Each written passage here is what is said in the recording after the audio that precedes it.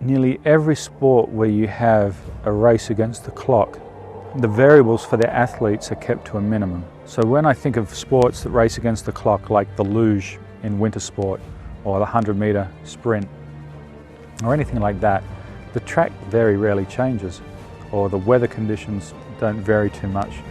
So here you have a sport where you're racing against the clock, but then everything else is working against you as well. A downhill race poses a tricky proposition for those who choose to play. Downhill is the Formula One of cycling. You machine and course against the clock. It's not like you constantly hear it ticking in the mind, but every little mistake, every pedal stroke, every route that you hit, every tree, rock, whatever it is, it all equates to that time at the end of the day. So then it just comes down to your mind. It takes a special mind to play the game. Only the quick-witted excel. To win a World Cup, you need to be dead fit and you need to be a bloody good rider, like technically, but also you have to be mentally really strong. In this game, I'd say mental aspect is where the races are won and lost. Your mind's so hard to train.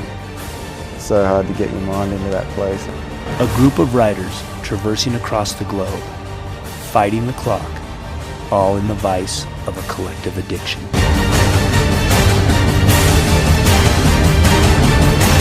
Downhilling, it's a pretty surreal sport, really. It's 5 minutes where the world fades away and nothing else matters. It's crazy to be in a state where nothing else matters. Like, you hardly ever get that way in life. You always have one or two things on your mind. And well, it's something amazing in our sport. Everything goes like that.